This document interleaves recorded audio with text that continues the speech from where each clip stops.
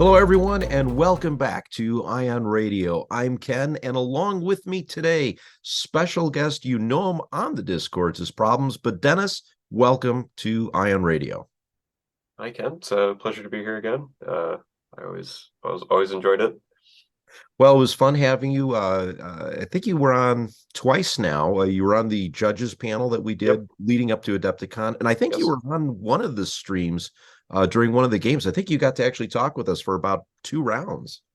Yeah. At the tailing end of I can't remember which day it was. Even it all blended together, of course. But one of the games towards the end, unfortunately, did mean that there wasn't too much interesting to talk about in the game because it was already over. But talking to you was certainly a treat anyway. So there's always something good to get out of it.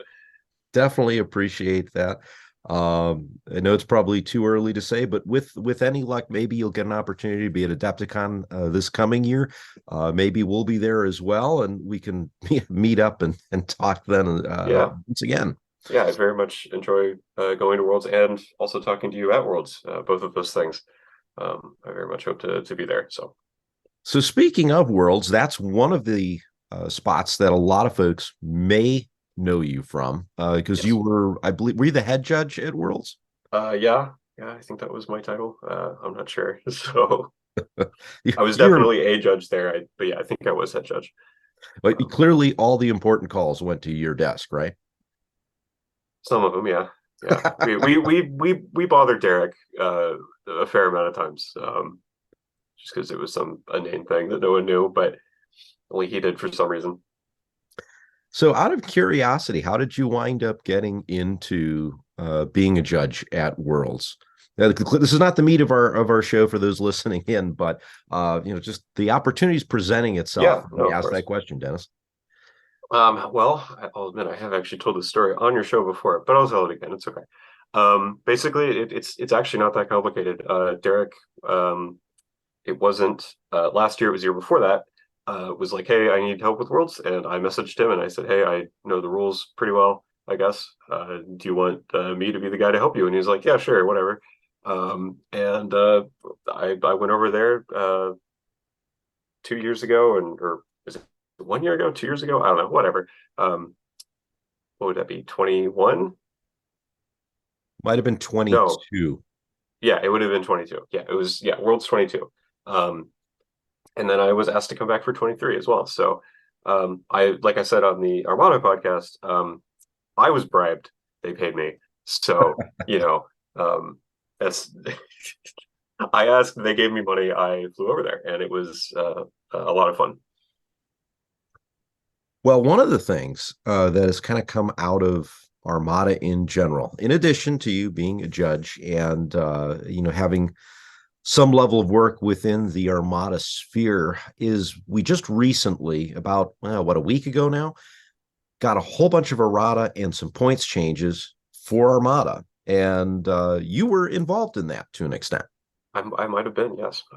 It's in some capacity. Now, is this due to your association with Atomic Mass Games in terms of doing stuff on the rules forums?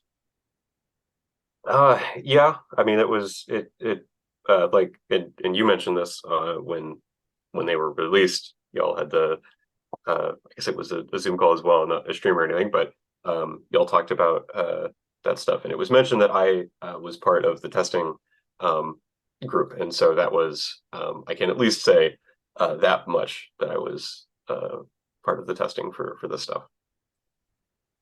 Well, what I'd love to do today, because I'm not going to go into the behind the scenes stuff, because I know there's NDAs out the yin yang, I'm sure, that you have to abide by. So I don't want to get you into any potentially murky waters there. Yeah, no, I like not being kidnapped and shot by AMG, actually.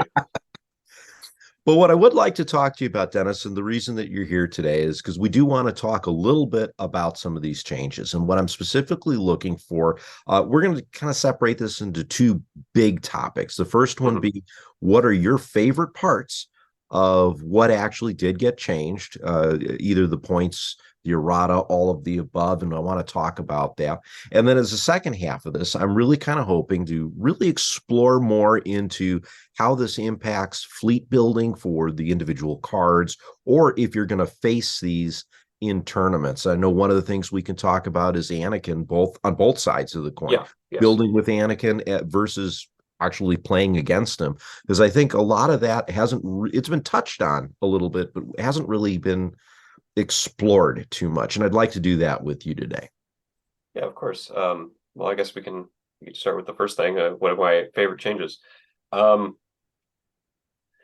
it's a hard question to ask, I think, because like I like all of them, but I don't know. I think there, so the quaint answer, my favorite thing is that Matchstick now has quotations around his name, and Fenral's anti-squadron armament was centered, because before it was like all the way to one side a little bit. Um, I don't know. I like that they found the time to do that. That I do really appreciate that. But a real answer, I think, it's probably actually Ventress. Um, just because I think like Anakin's like the big thing, obviously, and like Sure. I like Anakin for similar reasons as to I like Ventress, but I think it's just to me it's like Ventress enables stuff in the Separatist faction that you never really saw before. Like you saw Trench, to be fair, but now Trench is going to get a lot better with Ventress. T series, I actually don't want to say you never saw T series, you probably did, but I again infrequently, and like it's a little thing, I guess, because like I feel like if we shift to Anakin, like Anakin, and we'll obviously get to talking about this in a minute, but Anakin obviously enables a lot of stuff too, and probably more stuff than Ventress does. I just feel like the way I like the way Ventress like does it. I remember being very excited when I saw her effect for some reason. Not entirely sure why I was more excited about it than the other ones, but it's just I don't know. It's just I really liked it, and I still like it. I think it's super cool. So yeah, I guess it's a weird pick, but I think I really do like Ventress a lot. So No, I am all behind that. Actually, one of the things that I had started experimenting with was taking a look at Asajj before the errata came out, mhm. and I really like using her as a denial of an ability to do something, where you're taking a command token away from the end user or from your opponent. Right. Whereas when you take a look at what she does now, there's more flexibility in you being able to gain those command Yeah, tokens. because it's a different ship, which is I Mhm. think it's the thing that sets her apart from Rune and Tix. Like you still want to take Rune and Tix sometimes because you don't care about putting tokens on other ships, but like Ventress, it's like it's this weird like combo of Ahsoka and Comsnet, and like that's a cool design space. I think there's like I said, Separatists already have things that enable that, and I just think it's cool. Just like you said, it's different, obviously, as you mentioned, but um, I'm super excited about it. So Well, and it's another function of being yes, able to divvy out those raid tokens, and then as the opponent to an Asajj fleet, if you get rid of that raid, you're eliminating Asajj's ability to really do much of anything to your ships, or rather to help the CIS ships. right, And I yeah, like that dichotomy of how she's used. yeah. No, it's not just like because before, I mean, there were issues of like it's a Rube Goldberg machine. It has like eight steps or whatever. Um, but it was also kind of like, well, there's not a down like once you get it, there's not really a downside. Like you remove the raid, you remove the command token. I guess removing the raid is kind of a downside, but like and then you get one, right? And where this, it's like sometimes you don't always want the raid, but sometimes you want the command token more, and then that's like actually a choice. Rather than just like, cool, I just get a command token for free. Yay. Um, you know, it's yeah, it's a more interesting effect even on top of that. So Well, since you brought it up with the quotation marks, let's do a shift to matchstick, Sure. because this is one that I know right before the errata had dropped, it started to become a thing where you're finding individuals bringing 134 points worth of Y-wing bombers. You've got Yep. matchstick thrown in the mix as well. Everyone gaining rogue, getting this bubble effect, and that has really been tempered down to more of a, for lack of a better way to put it, relay 3 for bombers Yes. now. I personally like this change because what I'm seeing is this new invigoration potentially for hyperspace rings, Yep. still giving you the opportunity to do more work with the bombers, but maybe not be as, It's not oppressive anymore. yeah, that's a great word, oppressive. Yeah. Um, I definitely and I totally understand like the people were like upset, I guess, at the matchstick change because it was like, and this is actually kind of true of Anakin as well. Like I think people were like, "Oh, we hit him with the giant funny shaped Nerf bat," and that you can look at it that way, but I prefer to think of it as we kicked them off their throne. Their throne happened to be at the edge of a cliff, and they fell off the edge of the cliff, but now they're more like near where everyone else is. And so it feels like it's a really big hit because I mean, it is, to be fair, like it is a massive reduction in power, but it's also like bringing them in line with everyone else. That doesn't necessarily mean that they're bad now. And so, I still think Matchstick is good, and I still think that he does a thing. I mean, I've said it before, first relay in the faction, right? Like that's not insignificant. And like uh, Republic already like their bombers. I personally I think Y wings are better, but some people swear by arcs as well. But either way, you have the space there. Like relay is a very strong keyword, especially 3. Um, Yeah. I think you'll see it. It'll enable a lot of really interesting things for Republic with squad balls because before, like you said, it was just kind of you take 134 of Ys or arcs potentially either way, and then you just put matchstick on the list, and it's like, oh, great, what an interesting squad ball you have there. Whereas now it's like, it's still probably a lot of bombers, but maybe it's not entirely bombers. Maybe you take some of the Aether sprites or whatever. It's like I think it's interesting. I think it does a lot. It enables Triumphant as well, which is not a card that we saw at all. Obviously, in combination with the Tranquility nerf, we might see that more anyway. Um, but I'm really excited to see if anyone ever puts that on the table, because I think there's something there.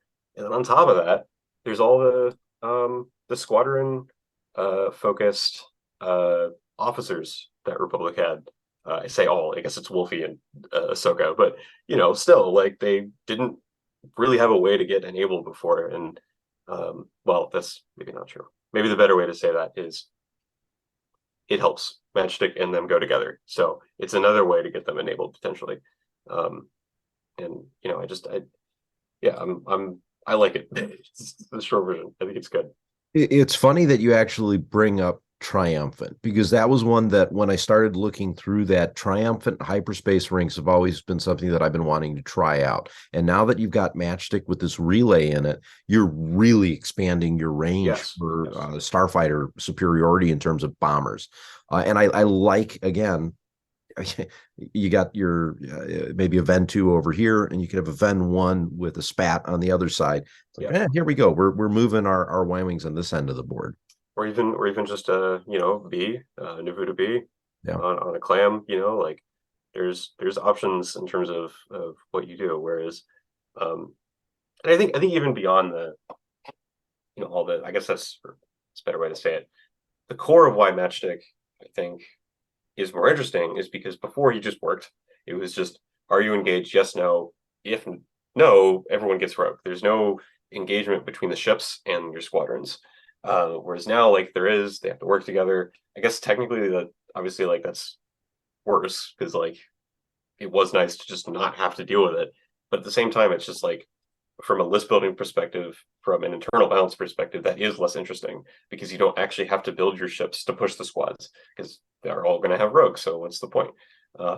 Whereas now that's not true. So Well, I think this also fits into the theme and the general schema of Republic, where the clone forces are constantly looking to work together to Yeah. improve their capabilities, and this really falls in line with that, I think, anyways. Yeah, no, I don't even disagree. Yeah, I agree with that. I think yeah, you put it right hit the nail on the head. See, I could do that occasionally. So there's the one time this episode, folks, that I was able to You're a do decent something. carpenter, you know, you're gonna go further than that. So since we're talking about Republic, let's take a look at the elephant that's in the room and kind of let's get into Anakin Skywalker. Yeah. This one, Anakin has been a unique commander since his release with Rapid Reinforcements 2 back in April, and he's had a interesting effect on tournament play, casual play, and now all of a sudden we have a completely different ability. A new guy. Took Yeah. his face off. We put a new one on it. It looks exactly the same on the card, but I like the art.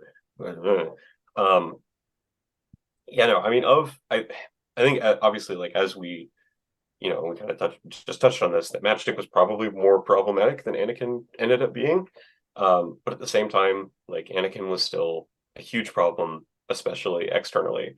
Um, where it's just you put him on the table and it's not a fun experience for your opponent, and they don't really have a good time. And that's true of Matchstick as well, actually, where I think, it obviously will get into um, what the changes bring for Anakin, but I think it has to be said that like even if you think that Anakin is bad, which we'll get to, I disagree with that. But before that, I think that it has to be said that like the fact that he is now not what he was makes it like a lot better for especially the casual player, where it's not this like terrible experience of like, hey, you shot my Ven, cool, here's 8 dice, and it's a guaranteed double on 2 of those blacks, and have a good time, and you won't, and then it pushes the player away, and so even if new Anakin was the worst commander, which again I don't agree with, but even if that were true, this change is still probably the best change. That and Matchstick are probably the best changes that happen just for they're no longer negative play experiences for your opponent, and that's super significant, I think. So, Well, I think one of the things again that we're seeing with the change with Anakin, this is why I decided to go from Matchstick to Anakin here in our right, conversation. Again, you're required now with Anakin to have 3 ships, effectively your shooting ship and 2 more, right, within range 5 of the target. yes, And now I like the idea that you could bring in a Pelta, a C-70, and not even shoot at anything with it.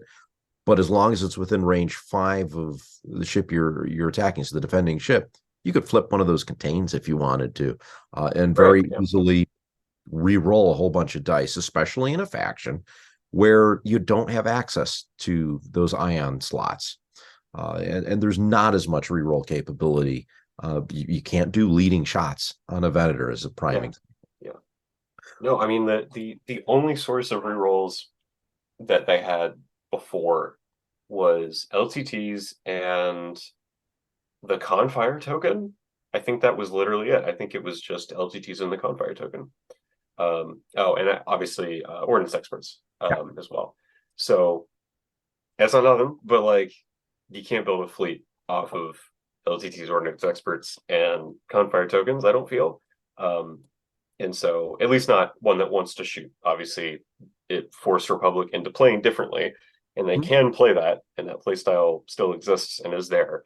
But I think the thing that I'm most excited about Anakin, of course, is that now the like I'm gonna shoot stuff is open. I think even more than the previous version, because I think the previous version, the optimal way to play him was you actually build for the double salvo, where you take a Ventu with reactive instead of the what's the card instead of local Local fire fire control. control. I always forget the name of that card for some reason. Um, and with the old version, reactive gunnery would pretty much guarantee that you would be able to double salvo every time because you can always salvo. And then because of the way the accuracy thing worked, the accuracy timing, once the first salvo was done, even if you locked their actual salvo, it didn't matter because if it's outside the time step and they could double salvo anyway. Um, and that was kind of even like just you're putting it on the table. It's kind of boring, It's like cool, you shoot me or don't, and if you don't, I don't get to have fun, and if you shoot me, you don't get to have fun. Whereas now it's like I'm shooting you, although for the record, Anakin does work on salvo still. It's Mhm. just while a friendly ship is attacking. So if you want to do a big salvo build, with Anakin, you actually still can. If you do enjoy that, that is still available. Um, but two, and you touched on this with the Peltas and the CRs or the C70s. Um, the fact that he enables them now, I think is the most significant part of them. Like you saw Peltas, obviously you saw CRs mainly for Mercy Mission. Actually, you saw Peltas a lot, to be fair. But before it was Vens. Take Vens, put Vens in your list. Congratulations, you have an Anakin list. Now that's not the case. You can still take Vens. Ven spats, I think, probably the way to do that. I think if you take a Ven in an Anakin list, you're probably going to have to put spats on it. It's not a big deal, I don't think. But um, now but you don't have to do that now. You're not like locked to doing that. Just today, actually, I played Nick Larson, and it was a clam, a pelta, and three C70s, or it was either three or four. I can't remember now. And it's a super cool list. That's not a list archetype that we saw on the table before, and it's liberating, I guess. For Republic to be not enslaved to the Venator anymore. Um, you know, just from the internal perspective. I'm going to agree with you there. It was almost a common thing where you would see two or three Venators or two Venators and two Peltas, and that was your Anakin build. Yep. And yeah, the design space for building a fleet now with Anakin has drastically increased. And there's only four ships to begin with for Well, Republic. five because they do have the Vec, but Right, but it's a five. But yeah, you're now seeing more ships on yeah, the table instead of just the two Vens and two Peltas or three Vens and a Pelta, yeah, or the occasional C70, like you said, with Mercy Mission. right. But I think this also opens up the design space when you're looking at competing against Anakin. One of the things that I was really kind of worried about looking at moving into store tournaments coming up here in the area is I knew I would have to fight up against a potential triple tap Anakin double salvo list, which all my MSU builds were completely useless against Yeah, because I might be able MSU to can't fight survive that. a round. I mean, yeah, I can't defeat 10 points of Anakin damage when I'm shooting. Right. Yeah. And that the fact that now I don't have to build a tanky fleet against Anakin only and realizing that, all right, Anakin's out there. He can still do a lot of damage to my ships and my fleet, but it's no longer so oppressive that if I did run against, let's say, if I had a Kraken list against Skywalker, I'm just going to run off to the side in the corner and try and avoid as many shots as possible and Right. push the engagement out to round 6 and hope I can take out a squadron, if that.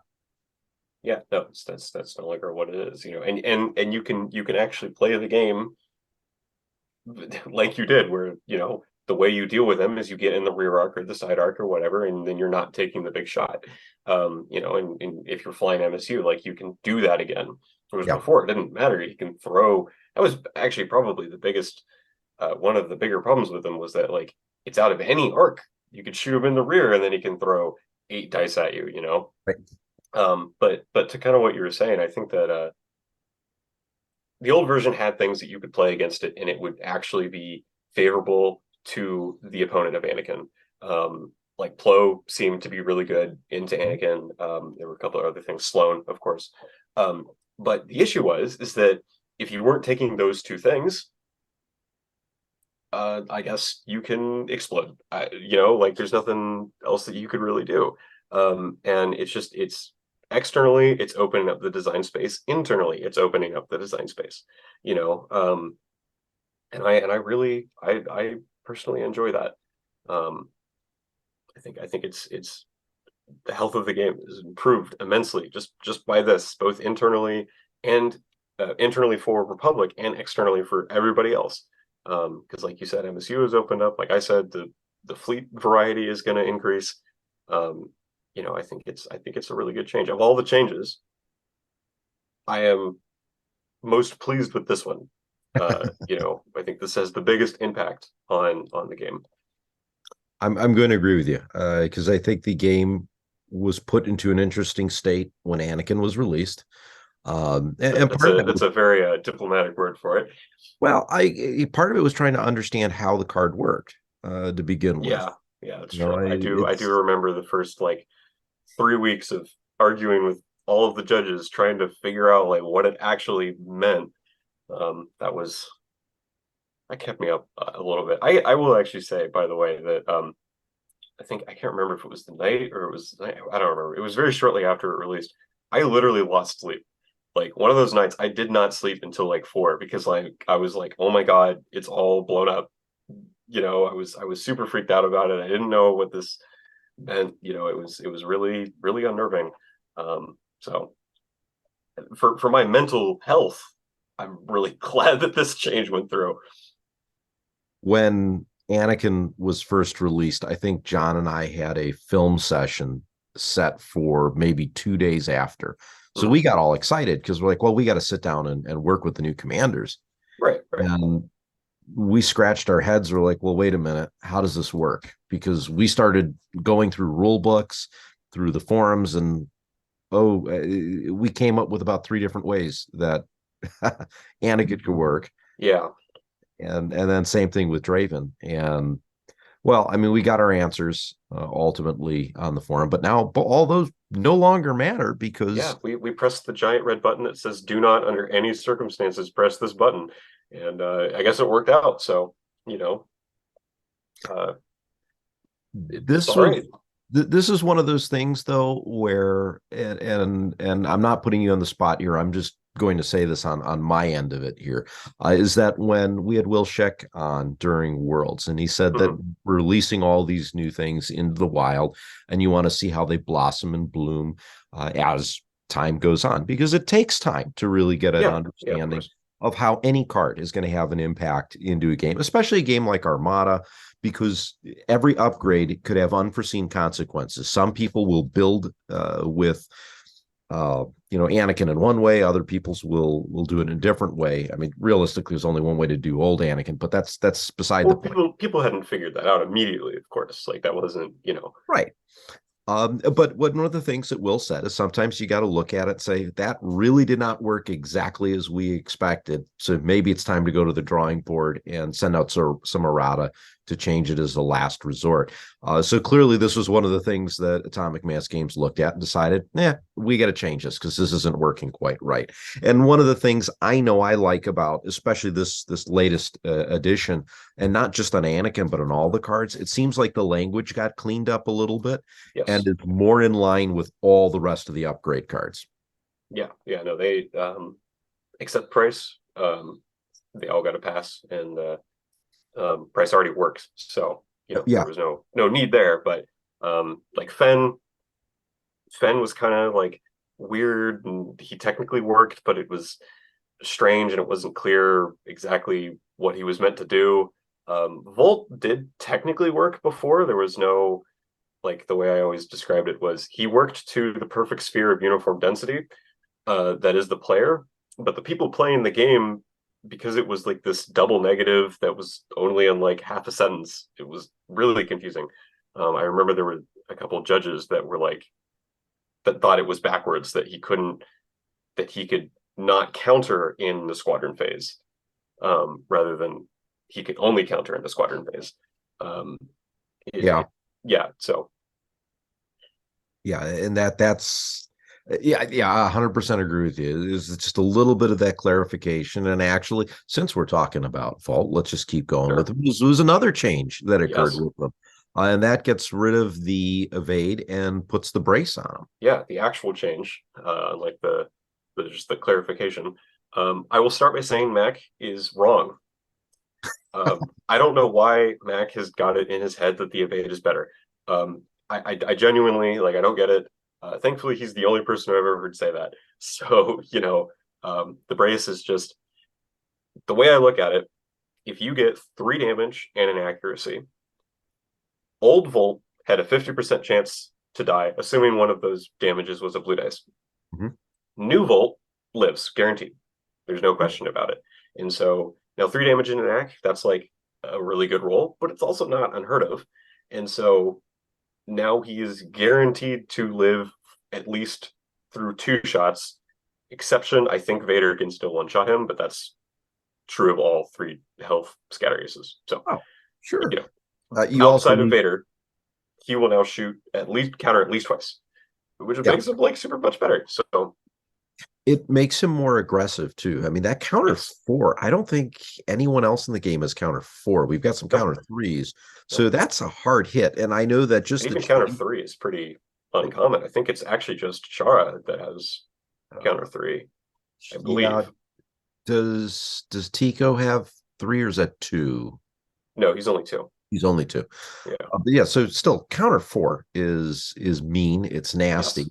Yes. And now that there's some survivability with Vault, I know me personally, I've decided this is a nice upgrade. No points changes. Yeah. Vault has a spot in my lists now. Yes. Whereas before, yeah, not really. He's just Um, Sienna but bad, and eh, now he's yeah, Sienna but different, and yeah, that's cool. Sienna lives longer, Volt hits harder, and that's yeah. just do you want which one of those do you want? Um, you know, It adapts to the individual's play style and gives yes, you another option to use with your starfighter squadrons, and that I think is kind of cool because again, it seems to me that a lot of the changes, specifically with the 4 starfighters, it's a matter of adapting your play style, or rather the abilities and capabilities of all the different starfighters are allowing you to take your normal play style and find a component that'll fit into it. That's how I'm kind of yeah, looking at it. It yeah, and also this is a affords you new a lot of good component. changes. It's a new component to be able to put more puzzles. I don't know, whatever. There's an analogy somewhere. I don't know, whatever. You get what I'm trying to say. I Um, do. I yeah. do. Whereas before it was just kind of like, cool, he explodes. Okay, Yeah. whatever. I had them out, I think once, maybe twice, and it's exactly that. Because the Yeah, scatter would get blocked, the evade would sometimes do something, and you'd get the second shot. Other times you just wouldn't, and he was gone before you knew it. yeah, Uh, and that for 18 points, there are better squadrons to take. yeah. So I mean, it is what it is. I think that was a great change for Vault. And again, And I like evade on squads. I like that evade now works on squads. I do actually want to see more squads with evade on it. I just don't think that a 3 health scatter ace is where you see that. yeah, So no, I agree. Might be interesting to see it on an X-wing, but that's actually no, uh, yeah, that'd be kind of cool. wouldn't that be neat? So Yeah. I digress. I'm not proposing any changes. No, Just no, no, no, would be no. neat. I've Uh, said it before, but I guess I'll say it again. There's nothing that I know of at the moment. So, any speculation is fair game because as far as anyone's concerned, it's not going to happen anyway. So, you know, very well could be the case. yeah, So I hope Vault, not, but we're going to find out given enough time, right? yeah, I mean, eventually the universe will, the heat death, we'll know by then. So, Ah, uh, so let's just finish up these the squadrons. We kind of touched on sure. Fen Rao is just mostly Yep. some changes in terms of the language. I don't think anything else really changed with Fen Rao. No, no, he's Um, functionally the same, just new text. right. Which leaves us with Wat Tambor. Yep. And really the big thing there was a 2 point reduction. I think everything else Yep. is the same. And my view is it's not just that Watt came down 2 points. We also have an increase in the Watt Tambor officer. Yep. So I will say this because there was speculation about it. They were not related. Like we made the one change and then we made the other change, and we weren't thinking about them like in concert. We were just like, what squad has to go down, what officer has to go up. That's it. Like that was, you know, that was the thought process behind it. It wasn't, yeah, we weren't like, oh, you, whatever. What squad is more takeable in part because one officer went up, and now there's, you're losing less by taking squad over the officer, um, which Yeah. is cool. Well, your CIS design space has now gone. If you wanted to use Watts squadron now, it's a 6 point swing, as opposed to previously where it would have been about 12 point swing. 12 points is another squadron. Isn't nine? It's nine now because He's nine officer is now. Oh, I'm nine. sorry. You're right. You're Yeah, right. yeah, yeah. The change. So I can't do math, Dennis. Math is hard. It's fine. Math is very see. It's a 9 point That's what swing. calculators are for. I completely agree. But it's 9 points versus 15. That's what it was. The Yeah. difference is a 6 point. Yeah. See, That's what I was trying to say. I couldn't yes, think of the word difference. yes. So you've got that kind of a change now, where 6 points is it's easier to swallow, and Yeah. especially for an escort squadron, which is something that's definitely useful Yes. with Yes. CIS. And again, you're dealing with screen. You've got a relay out of Wat Tambor. That potentially gives you some more capability now with moving your squadrons around. And Yeah. No. especially now that Watt is not necessarily competing for the officer's spot. I mean, he still is, because he's a great Yeah. car. And Yeah. even for 9 points, I'm still going to take him in certain fleets. Yeah. No. There's definitely fleets where he's still taken, but it's Right. now the case that Wadoff is, if you take him, you're taking him because you need the specific thing, not just because you have 5 points to spare. Um, so Yeah, it's always easy to find 5 points. yeah, Nine is a stretch, because nine that is a could be a little more number. difficult. Yeah. So speaking of points increases, Yes. so we've got one more commander to get to. We'll get to him a little bit later, but let's Sure. talk about point increases, and let's specifically target tranquility. Okay. So one of the things I know, when tranquility was set at 3 points, and now it took a 4 point jump up to 7. Tranquility at 3 points, you're putting it on your Venator, and Yes. it's likely going to be the flagship. Yes. Why wouldn't you put it on your flagship? At 7 points, you start thinking about it. And, I think there's also, it's not just that it's 7 points, that 4 point difference, but there's a psychological difference. 3 points is such a small number. Who cares? Yeah. You 7 read is you more read than the 5. text, you look at the number, and you go, "Yep." You don't even think about it. Right.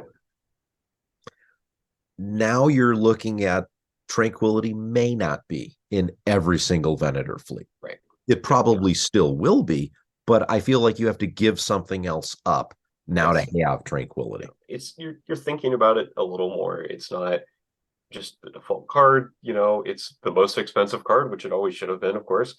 Um, I think you're probably right. You will probably still see it quite a lot because the text is the same, of course. Mhm. Um, but and as we were talking about before, with the change to matchstick, with working with Triumphant, now people might be like, well, because if the matchstick change went through, but the Tranquility one didn't, then yeah, cool, matchstick works with Triumphant, but like the Ven is going to be more tanky with Tranquility and it's cheaper. So why wouldn't I just do that? Now it's 3 more points over Triumphant rather than being 2 points less. And so it might be worth it to be like, all right, I'm going to reduce some of the defensiveness of the Ven, but I'm going to enable Matchstick more with the Triumphant. Resolute, I guess, I don't know, whatever. I think it's cool. I actually do think it's cool. They do already kind of have Bale. Like there's a little overlap between Resolute and Bale, I guess. There is. I wonder if that was like Resolute is meant to be like Bale's flagship or something. I don't know. The lore nerds can figure that out. Um, but even still, like I think Resolute is even a little more on the table than it was before. Just the internal balance of the Ven titles has obviously been improved. But even beyond that, like maybe now you're not necessarily thinking like my flagship is Tranquility. Maybe now you're doing a clam, you're whatever, or one of the smaller ships, even a CR, a charger. Um, just because it's like spend a little bit more points. It's 5 more points. You got to find them somewhere. So, you know, I think But it's I I think think it's an interesting change. I think as an opponent, if you're going up against a fleet with tranquility, before 3 points as a title, not a big deal. You might say Tranquility is going to be a hard ship to destroy. You're not burning your redirects, but you're effectively getting a redirect type defensive mechanism out of this title. It's Right. not worth going after that Venator. I'll go after another ship. You now have 4 more points invested in that ship. So it's a little bit more expensive, not a lot, but a little bit. And I wonder, when you start looking at your costs of what the Venator is going to be, does Tranquility now become a much more appetizing target, just because that might be the difference between a tournament point in terms of margin of victory? A little bit. I mean, it obviously can, I mean, the tournament points are, I don't remember what the charts are, but 1 point can be the swing. So, it very Mhm. well could be. I think there's even another aspect of it is that, like, for your opponent, especially for the newer players, it's not like offensive anymore, where it's like, you put it on the table and it's like, yep, cool, great, that's 3 points, really. Um, it's yeah, it's just like it's less of a shock, I guess, to the person on the other side of it, to for it to be the most expensive title and for it to actually be an investment.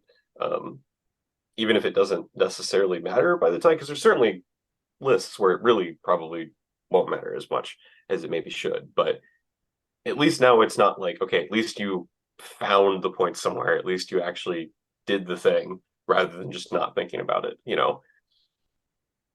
No, I agree, and it's just not that auto include anymore. I mean, again, it probably will be for a lot of fleets, but I don't think it'll be as much. You're gonna stop. You're gonna think, like you brought up earlier, triumphant, maybe resolute seems a little bit more space in terms of where things go. We didn't mention this with Anakin. I'll bring it up here, but Anakin did get a 3 point increase as Yeah, well. 2 point. It's only 2 point. Was it 29 that he was Yeah, at? he was 29 before, and now he's Okay, so 31. 29 to 30 is 2 points. So there's a couple more points that would go in certain lists Yeah. that are going to impact your fleet building on the Republic side. There are two other commanders here that did get a point increase. This is a good segue into some of the other changes that we've seen. Sure. So both Kirsta Gate and General Ramadi. Um, I'm gonna start with Kirsta, and that's just because 5 points. I don't know that that's going to have much of an impact on anything with a fleet that you're going to put Kirsta on, other than the fact that now she's 5 points. Your bid will be smaller. You will lose out on maybe one upgrade, or you might consider taking Dodonna instead. So, what's kind of your thoughts in terms of how this small point change with Kirsta may have an impact on building? Yeah, I mean, obviously, it's. I don't necessarily think it's the least significant change of these sets of changes. I don't guess Fen technically fits that, or no, sorry, Price, of course, obviously. Yeah, right. Um, but at the same time, I mean, you are right. It's not like crazy. You're not ripping your fleet apart and putting it back together to get it to work. But at the same time, I don't think the gate list that I run, the Guppy Shrimp, it's not 134 exactly. I think it's like 128 or something. I am now going to have to find 5 points somewhere. And I haven't really sat down. Initially, it was swapping Lando for Tycho, which that really hurts. Really not a fan of that. So that's probably not what I'm doing. But at the same time, I just really can't think of what card. I mean, you're right. Like, the solution most of the times is you're just going to drop a card. But, like, I feel like, at least my personal gate list, I don't want to drop any cards. Like, I need all the cards. It feels really, really tight. And so there are certainly a gate lists where it won't matter. They can 5 points. I think the gate hawk list probably, of all of the gate lists, got off the best here because it can just take a lesser bid if it really wants to. I don't really think it wants to do that, but it can. Um, and so I don't know. I like I said, you're right. It's not super significant, but it's not nothing. It will affect the list. It's going to make it slightly worse. Um, you know, uh, I don't think that they're unplayable anymore. A gate, and so that's good. Obviously they could have over nerfed it, and then it would have been just bad. And that's obviously, I don't I wouldn't like that. I would like that worse, I think. Um, but we'll see. It could be the thing that breaks her. It could be nothing. I will point out she is now the same cost as Garm. Hmm. And so, and I think people sleep on Garm. Like, Garm is really, really good, in my opinion. And so, if you're taking a gate, a gate is often on Command 3 ships. Garm also likes Command 3 ships. So, it could just be now like, all right, well, maybe it's better as a Garm list, or even spending a little more points for whatever the other ones are, whose names I can't remember. Well, Because no one's taken him in so long, because the gate's been the option forever. So, I mean, at 20 points, why wouldn't you take a gate, right? exactly. Yeah, Um, exactly. and you kind of need to, because it's a heck of a good ability. You get the extra It's a very good defense ability. token, which you put it on a assault frigate. I mean, you've now gone from 3 to 4, which is outstanding for a ship like that. Yes, yes. But I mean, so many But different even options you could do with Kirsta, and I think that 5 points is good. Although to be fair, I think I would take her even if she was 30 points. well, probably. It's a harder sell though, I think. For me, I don't know if I would take her at 30 points, honestly. Um, I think that would be a bit too much. Maybe still on the Starhawk, probably. Yeah, But I don't know. Maybe a pickle, because pickle gate is quite good. Outside of that, I don't know. that's Um, actually something I haven't tried putting her on an MC80. I may have to build a she's list. quite good. She's quite good on the pickle. I mean, you never, and we'll obviously get to this. You never saw pickles anymore because there's other ship that had a ray gun that kind of shut them down real hard. So, maybe we'll see a gate on the pickle. If that's how the pickle gets on the table, I won't mind that at least. Um, but I, yeah, I don't know. That's all my thoughts. Let's move to the rest of Wave 8. Okay. And in there was General Ramadi and the Onager Star Destroyer, and the test bed. Yes, And these all got a points change. they And I they think sure actually did. they're great, in my opinion. Ramadi jumped up 8 points, and you're Yes. generally speaking going to see him on a test bed, which jumped 20 points. It Yep. was 20, right? Yeah. Yeah. And Yep. then 4 points, I think it was, or was it 10 points for 10 the points for 10 the Star point? Destroyer. Yep. So all of that, I think, is going to have an impact where now, instead of taking an onager, if you're doing an onager list, you're doing an onager list. There's just, that's not going to change. But Yeah. you're looking at a potential 30-point almost difference in terms of what you're doing. So there goes your flotilla that you would use to block the shot and get the Yep. extra Ramadi dice, Or four squads. or a couple squads. So I think the days of onagers being as oppressive, as they're not necessarily oppressive, as prevalent in Yes. tournament scenes, I think is going to change a little bit, because we're Yep. looking at more ISDs may get involved. Yep. Ramadi's not going to be he's a 20-point commander. Pick him. Yep. Yep. It's the same reasoning as a gate, to be fair with him, where it's just like, why would you not spend 20 points for the effect? Like, no, you don't. So you can't. But then as for the onagers, well, I think that, and people have said this, that they're now ISDs basically in terms of their points. And I think that's um, right around where they need to be, because it's a question of, you give up the defensiveness, a little bit of it. They have those wonky side arc dots, so they're actually a little more tough than they look on paper. But even outside of that, they are still definitely less survivable than an ISD.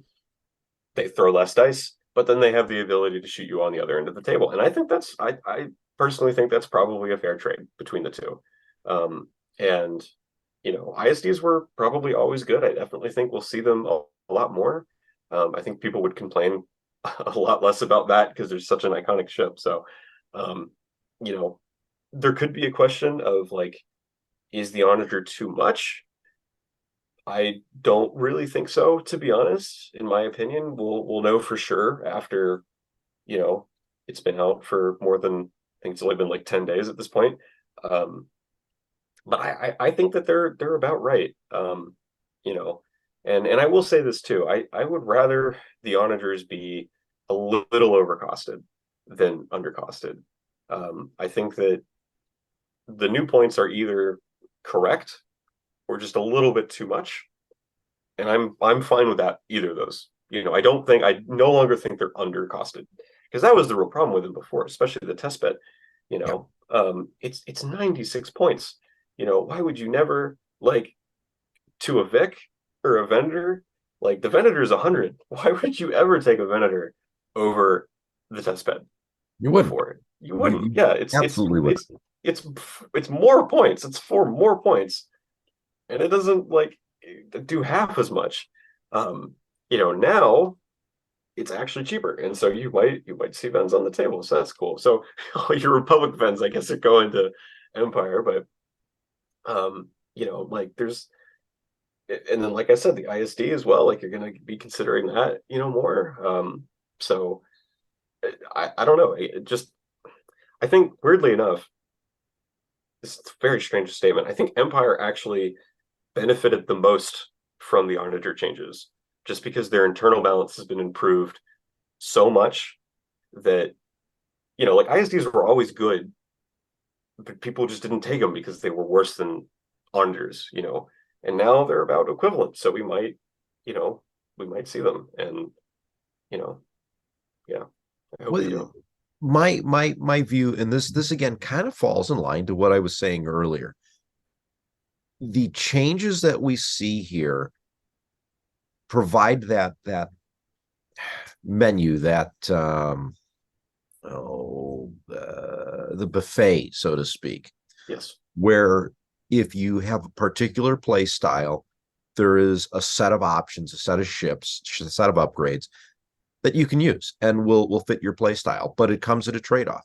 I like actually how you described it, is that when you start looking at Onager versus an ISD, the real trade-off is the Onager is going to hit harder at your regular range, but or the ISD is, the The Onager ISD, is yeah. going to hit you hard at extreme range. Because let's be honest, if you're bringing a test bed, you're probably going to bring the red beam, the super composite one. Yeah, whatever it's called. But you're hitting it at effectively double range. Yeah, no, And it's going to it's take two or three exactly turns. double the range. So Right. So it's going to take you two or three turns to come in along the sides and take down an onager. Because at the end of the day, an onager with only effectively two defense tokens, you've got the salvo, and that's great. But you're going to fall fast to just a brace and a redirect, yep, especially if you have a couple ships attacking on it. And an onager is like a glass cannon. It's going to punch really hard, but as soon as you get around sighted, it falls real fast. yeah, yeah, Um, and you look at an ISD, no matter how you cut it, it takes a while to take one down. yeah, So and while you're doing it, you're getting pounded. So it's an interesting trade-off in terms of, do you want to have as much firepower as possible at the beginning of the game and then hope you survive, especially now that it's worth a lot more. So now you have to really reconsider, because it's the other way I'm looking at it. 96 points on an onager is not a lot. Now that you get that extra 20 points, again, we're back to that is a swing for one tournament point or another, oh if yeah, you use absolutely. that ship. And that makes it a very juicy target. Not that it wasn't before, but why wouldn't you go for that ship? Because it's easier to take down than some of the other ones. You have to Yeah, get around it, and you have to survive that initial onslaught. But if you can do that, you've got yourself a bigger win, which I think is yeah, important, because you don't want to see, I took out the onager and I won with a 6-5. yeah, Now you're looking at a 7-4 possibly. yeah. Uh, And it's easier to do now that there's going to be less stuff on the table supporting it. mhm. There's going to be maybe one less flotilla or less squads for your squads to come in and tear it up. Like that was the real problem with it, I suppose. It's like it wasn't that it shot you from the other end of the table, that maybe, but it was really that it could do that, and then you had a full list behind it, Mhm. where you have to engage all this stuff on top of killing the onager, and that's a challenge. especially if it's like the Slanager, that was Oh, uh, dealing with all those squad. I mean, it's doable. I've done it. I've beaten Slanager plenty of times, but like I don't think I've ever gotten higher than a 7. So now on the flip side, we obviously, you don't want to make the ship unplayable. right. And I don't think they are. I think you just take them differently. I think that you think about them differently. Which I'm perfectly fine with that, to be fair. I don't even think, for the record, I don't even think Donager is dead. I think that they're, day one people were like, oh, by the way, here's the new Donager list.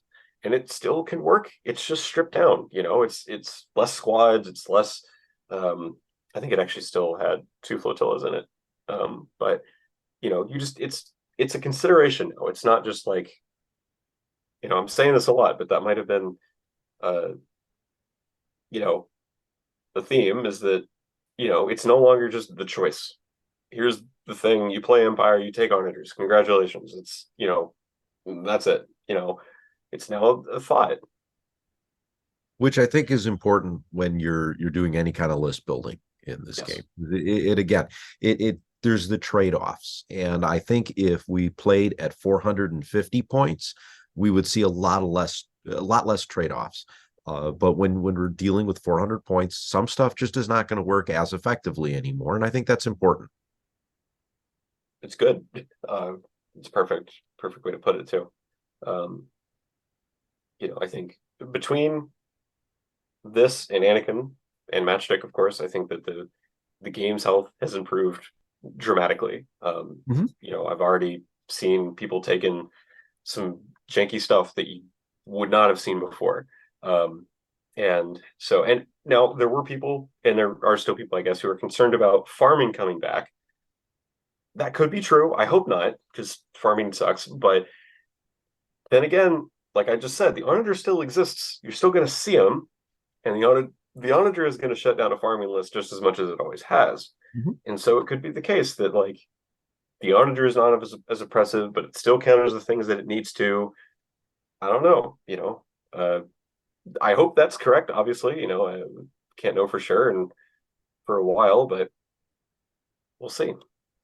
Well, we're definitely going to see, depending on what winds up showing up at Worlds next year. Yes, yes, And I think that's going to be a telltale sign of where we might be sitting. And I think we are going to get over the next few months some more indication of how these changes in the wild are really going to impact tournaments, because the first few have already gone through, but it's going to take a couple of weeks, couple of months yeah, to really yeah, understand how these changes are going to have an impact. Again, as Will Schick said at Worlds, it's a matter of watching how these new designs come out and they blossom in the wild, and how are they right, going to grow? yeah. Is it going to grow as they expect? Is it going to grow in a different way? We're going to find out, and I We think that certainly will.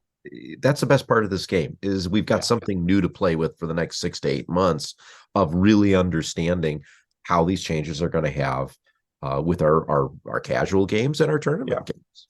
And of And course the hope is that, once it settles, it's an interesting game state. Mhm. I think that was kind of true of the previous Anakin, the previous matchstick, and of course the Onager has been out for long enough that we already knew that forever ago. But at the same time, the game state that ended at was not that great. And so my hope is that, you know by the end of the process of figuring things out, that the game will be um, still a extremely enjoyable in an enjoyable state. And I think it will personally. But we'll just have to wait and see. I eagerly await Worlds for many reasons, of course. Um, Now, one thing I will say, if I can just speculate a little bit, Mhm. and this is partly a response. This is subtweet for the community a little bit. Anakin is good, and I think that Anakin is probably going to play a part in the new order, I guess. I think that he's obviously like he's nowhere near as good as he was, first of all, but like I still think he's pretty good. You know, Rerolls are strong. They have a ceiling, which makes it, from a design space perspective, better than the older version, which the ceiling was extra damage, which is obviously a much bigger problem. But now it's he's still good. Let's put it that way. I don't think he's good as he was, but you're still going to see him. I don't think he'll dominate, but like there's a lot there, and I think people will find that out once they explore him a little bit. So I know I'm looking forward to getting Anakin on the table now, as opposed to before, where I felt like, if I'm going you to felt run dirty. Anakin, exactly, I felt dirty, and I just didn't want to bring him because Yeah, it was, I know I'm going to win, or if I don't, it's because I did something really dumb. yeah, Um, it was not. I don't even want to say that it was necessarily a negative play experience, but when I would bring Anakin to the store on the weekend just to play with him, I it was unfun yeah, because there's no yeah, challenge. yeah. But that's my perspective, and everyone's going to have their own view on this. I agree with the statements I've seen that the Gar no longer is a heavy hitter commander? Absolutely, but I do think that it's been more tempered to work with what you expect to get out of the Republic. And honestly, you still have Tarkin and Spat fleets. And Yes. that's still heavy hitting. And it's not like you can't use Spats with Anakin. Oh yeah, you totally can. I mean, like spats, like I said, spats, although they still work with them, there's still stuff to do in that respect. Um, like you said, I think they still have a heavy hitter. He just doesn't hit as hard as he did, which is good because he hit way too hard before, and now he doesn't. So I think that's good in my hot take of the day. um, So there is one more card that we have not talked about yet, and that's True, General Draven. General Draven. And now Draven he took kind of a completely different change. Again, same thing with Anakin. The Yep. old capability is gone, and we got a Yes. brand new one. And I think, as originally written, as put forth in the answers on the rules forum, he almost didn't work at all. Yeah. He He didn't didn't do really do enough. much. Yeah. My personal opinion, I've been on air saying this before. I think if Draven was one of those things where let's say, you decided to do a squadron command, and if that's what was revealed, you could not use the dial. You would have to take it as a token. And if you already had one, yeah, it's gone. I think that would have been an interesting slight change to Draven, but that's me. The new version, which is the one that we're now playing with, I think offers a completely different style of play, which may not necessarily, I think it's going to take some time to understand his full impact, because I view him as more of a turn 3, 4, 5, going to ruin your plan commander now. Yes. Yeah, no, I think, and to touch on the original effect, I think that, obviously there were a lot of problems with it. I think, like the way that the effect was ruled with the double token is kind of made it a little useless, like it was just like, cool, I'll get two squads instead of three. All right, whatever. Um, and so it wasn't really that impactful, but it was also, I think, it was one of those effects that was so disproportionately effective against not just one type of command, not even like a fleet archetype. It was like three ships. It was the Ventu, the Command Pickle, which you never saw, and the Quasar. And the Quasar has a title that can mitigate his effect anyway. Mm-hmm. And so it didn't feel like he just did anything. And then against the other commands, it's like, whatever. Like, fine, I guess I'll reroll a dice instead of add a dice, which is actually usually equivalent anyway, because sometimes there's just a blank. Right. You roll a blank and it's like whatever. Um, so yeah, he was not great before, which was part of his issue. But there was the other part of it where that if he had been good in his previous iteration, I think it would have been a negative play experience of just like it shuts down your thing and you can't do the thing. Now, not only I think is he more useful, and he enables stuff in the faction. We'll get to that maybe. But he also, I forgot the third thing I was going to say. I'm really good at doing that. I have like a list in my head, and then just one of them just leaves. Whatever. He's he's more interesting, I think. And one of the things that I think needs to definitely be said about him is that a lot of people they read the first line about the command dial, looking at the command dials, and then they process it and they're like, yeah, that's the thing, that's true. And then they don't think about it anymore. They just look at the raid text and they just think of him as he's Dooku, but like different. I think that's the wrong way to look at him. I think that the fact that you look at the dials and get the raid, you have to look at them together, you know. Um, two reasons for that. First one, the obvious one, is that you get to tailor the raid tokens that you're putting on the ship to what they actually have. Like you get to know that you're matching up at least on one ship. But the other thing is that there usually is, not every game maybe, but like pretty frequently, it will actually come up where knowing what the command is on your ship is actually kind of significant. I think that, what's even her name? Director Izard. Izard, thank you. Like you don't take her because that's all she does, and like having a marginal to maybe impactful effect, like every once in a while, is probably not worth an officer slot in 3 points. She's 3 points, right? I don't even know how many points she costs. Something like that. Whatever, it doesn't matter. The officer slot alone would make her not worth it, you know. And so, but it's the fact that you have the two things, right? He's not just the Izard commander. He's not just the Dooku commander. They're squished together, and so I think that's super interesting that you can actually, you know, those effects kind of there's some play between just those two effects, and that's on top of all of the stuff that Rebels had, the Ray tech that they already had. Rex is the big thing there, that you can now use with him and work really well with him. Um, you know, so I think there's something there. I think it's you go heavy on raid. It's probably most of what it is. Probably some slicers as well. Um, oh, and the other thing, one last thing I'll say about him. A lot of people were saying that, like, well, on a command three ship, you can counter Draven by just not dialing the same three commands all at once, right? And that's true. And that does ignore slicers and also Champs and Dula, probably not, but just saying, Champs and Dula also exists. That obviously ignores those two cards. But even if it didn't, even if it does ignore those cards, whatever. I don't know how you word that, but whatever.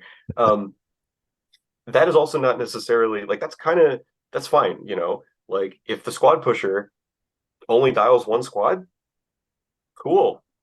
I'm fine with that. Like that's also kind of what I wanted anyway. So if it makes your opponent dial different commands just to get around Draven, that means he's doing his job. Just because he didn't technically get to resolve his effect doesn't mean it didn't work, or didn't have an impact on the game. That's the best way to say that.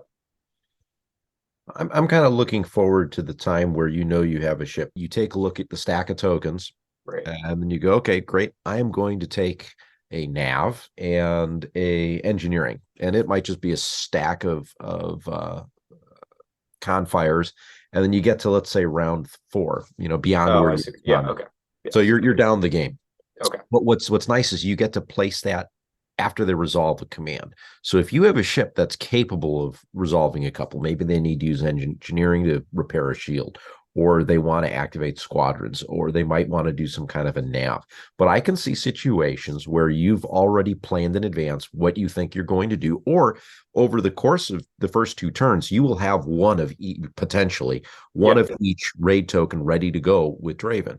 So then it's just a matter of how can I really mess with your plans? And I can see Draven potentially getting a ship running off the board, not being able to get full usage out of their engineering capability.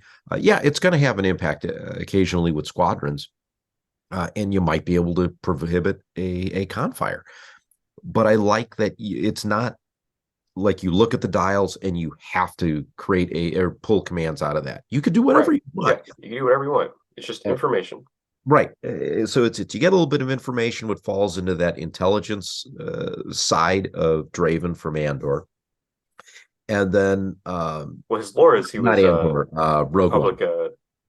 Republic intelligence. So that, it kind of play, and then Izard is ISB. So Right. there's like the narrative link there. So Mm-hmm. So I just like that concept, and I like how that works. And I think it's going to be he's a commander that I think requires a little bit more skill to effectively use. And I yeah, think it opens some space up in the rebel arena to generate a little bit more raid and maybe keep some of those MSU fleets alive just a little bit longer, yeah, because you're going to prohibit your opponent from doing something that you want to do. In fact, actually, right now I'm in the process of trying to build a Draven fleet that I might be bringing to one of the store championships. So now I'm saying that whether I actually bring it or not, for any of the people at that store that are listening in, is left to be determined. who And I'll knows? let you Yeah, know who when I knows? show up. So, um, but I think there's some interest in there, and I think that's going to have another item where someone's going to be thinking when building a fleet, what if I face against the Draven fleet? How is that going to have an impact on me? Because before you really didn't care. Yeah, no, I think, and it could be the case. It could be very well be the case that where the leaves fall, the Draven is still kind of whatever. I personally don't think that. I think that there's definitely something there, but I also don't disagree with what you said about how like it's not free. Right. Like there's you have to. It's a big machine. Like a lot of cogs or whatever. I think the real thing, and you kind of touched on this with the like the tokens that you put on there. That's like Draven is kind of like an extra mini game in the game, and I think that obviously this is the case, but you're gonna have to really get good at playing the Draven game. When you play his commander, and I don't, and obviously that's not a skill that people have at the moment. Like it's not out there. So I have maybe a little bit of a better idea just because I've you know was part of the playtesting, but even still, like it's I'll even admit I haven't exactly figured them out yet. So like I can see something there, but we'll have to wait a little bit just to be sure. But um, you know he's weird. I think that's not in contention. He's very strange, but I like that. So I am personally hoping that we see a Draven fleet either win or place in the top three at one of these store championships, and that we see Draven at Worlds. I want to see I'd him love to top see Draven 20 at Worlds. somewhere. I think Anakin at Worlds is kind of a foregone conclusion, but I think Draven. I challenge anyone listening who's planning to be at Worlds to make Draven work. If I was going to play, I would certainly. Uh, I would probably try that. Either that or probably try that or Dodonna. But um, you know, like I said, I feel like there's something there, and we'll certainly find out. So Well, for me personally, I think it's a matter of using Draven in my Rebel fleets just to see what evil I can create out of that. Otherwise, I'm going to go by my other standby of trying to figure out how to use Constantine and Izard in a fleet. So it appeals to my gonna try and create something that will not work, and maybe I get lucky with it mentality. well, there just seemed to be kind of a thematic theme there with the Izard, and I think you just want to look at the dials, like you don't like you're just nosy or something. I don't know. Well, I mean, it's hidden information. I don't like that. So, and it's my opinion is it's something that most people aren't going to bother to bring. And when you play with something and bring a commander or a ship composition that is abnormal, it's not something folks have generally practiced against, thought of, and that's where the design space for me in Armada is interesting. And that's where it's here's something that no one's ever seen. Like I still want to find a way to bring a combat interdictor into play. There's no good build for it, but I would love to Yeah, I bring mean, a combat interdictor into play just because people are going to look at it and go, huh. When I brought MC30s and refused to put foresight or admonition on it, and that threw everyone off because the first question was, which one's foresight? I don't have it. And the generalized thought was, well, now I don't know how to compete against this list. So I think Draven's going to be a commander that falls into that kind of a guy. So it's going to be someone Yeah, interesting yeah, that comes up with this great janky idea to use them. And then all of a sudden that'll get replicated. So again, I really hope we yeah. see that at Worlds. Yeah, no, me too. And there's always going to be stuff like at the fringes that's kind of like it's almost good because you just never see it. Like no one knows how to play against it because they've never played against it. Mhm. I guess I hope Driven doesn't fall into that because that means that no one plays with them. But at the same time, like that's certainly space that if is occupied isn't like the worst space to be in because it does actually mean that he'll see wins. So, you know, Yeah, well, we're going to find out over the next coming months. And I think this is just going to be an exciting time for Star Wars Armada because we've got I new agree. toys to play with. Yeah, no, I mean, I think, people have said that, I mean, Driven Ventress Matchstick, they're just new. Mhm. They're new stuff. It's new content. Um, it's like Rapid 2 too. I'm the first person to make that joke, by the way. So I'm really excited about all this. So I from my gleaming into the community, it seems like other people are, and I'm glad about that. So All right, so Dennis, I think we've kind of covered pretty much everything. And I think we've had, by the way, this has been a great conversation. I've been enjoying your thoughts on this. I know you can't share all kinds of details that are in it, yeah, yeah, and you've had to be careful with it. But I think it's nice to really kind of talk about how these changes have impacted the meta on a wider scale than yeah, of just course. local. Uh, any final thoughts you have on this?